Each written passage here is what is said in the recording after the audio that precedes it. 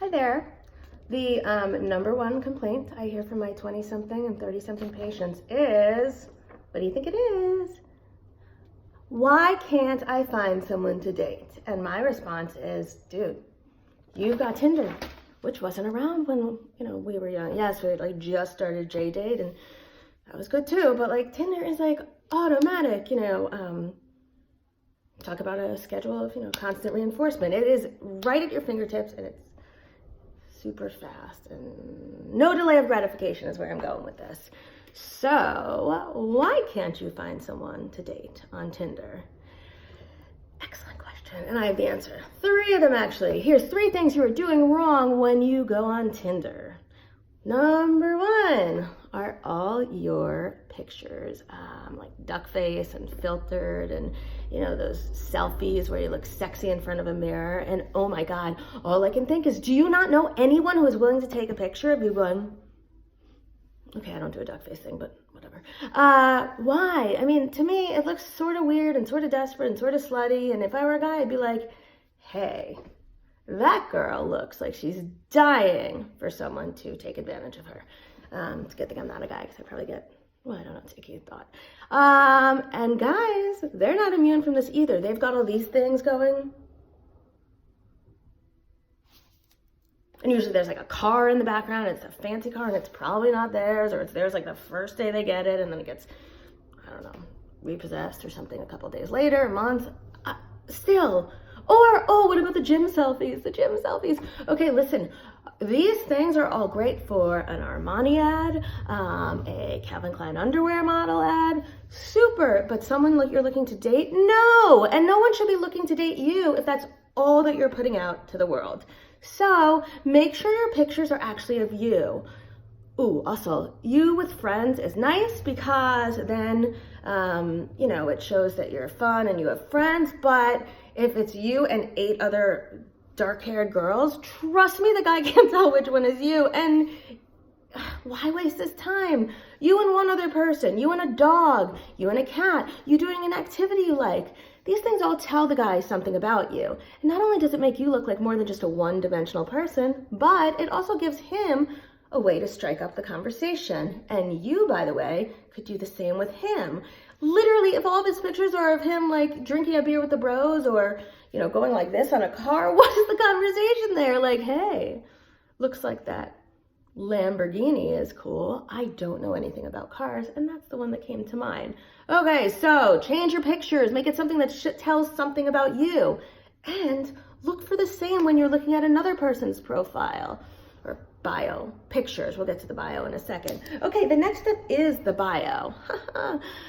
Listen, the only thing worse than a bio that says nothing, tall, 28, and then usually nothing after that, or it's got a theme song that's something I don't know, I really don't know a lot about anything that's cool and common, but bear with me, because I know a lot about the rest of the psychology. Just bear with me.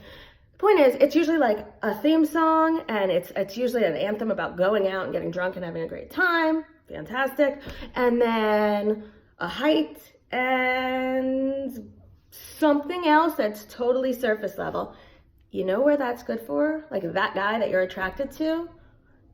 That's good for a casual hookup, and that's what you're looking for, a wham bam, thank you, man. By all means, go for it. But don't text the guy who can't be bothered to write 3 sentences about himself and be shocked when he's not looking for something serious, because he literally told you that without telling you that. You know what's worse than that? Because I said there was something. What's worse than that is the person who talks all in emojis, and do not even get me started on the eggplant and tongue emoji. It's so gross, I can't get over it. But fine. If you're talking in emojis and you're only telling surface things or nothing, you are conveying the message that all you're looking for is a casual hookup, which is fine, because girl power and female sexuality and women empowerment, nothing wrong with that, but don't complain to me, professionally or personally. Yeah, well, it depends how much money you pay me. If you pay me a lot of money, you can complain to me. But don't be surprised if you can't find someone to date because you're not putting out the vibe that you want to date because you didn't bother telling anything about yourself. I'm talking 3 to 5 sentences. Perfect. And you also didn't bother like screening for or looking for guys who, who look like they were willing to date. A guy that's willing to date will tell you something about himself. He will, and that's fine. Sorry, I did make notes this time. All right, I admit it. I made a cheat sheet because I felt so emphatically about this. So want to know what point 3 is? I did, so I looked down at my sheet. Point 3, if you don't know what you're looking for, it's really tough to find it. If you just got out of a relationship, it might seem like a good idea to play the field, and maybe it is, but I think if you just got out of a relationship and you want casual sex, it's sort of easier to get than if you just got out of the relationship, haven't gotten over it, and still want to go out there in the dating world, because then you're like mourning the loss of one relationship and only half-ass interested in a new one. And I feel like on some level, guys, even dumb guys, can sense that. And we can sense that in guys. Like if you're not ready to define what you want in a mate, a partner, a date, a Tinder match, and also define what you want for yourself, I feel like people can see through that. And even if they don't seem smart enough to see through that, there'll be something sort of insincere or something missing from the interaction. So the 3 things are: stop with the fucking duck face selfies and gym profile pictures, because again, it just makes me Number 2, look for someone who has something actually substantial written in their bio. Ooh, and do the same for you. That way you're both saying, here's what I'm looking for. Is it a match? It's not just based on, yeah, I'd smash them. That's cool too, if that's what you're looking for, but then don't complain. And number 3 is know what you want.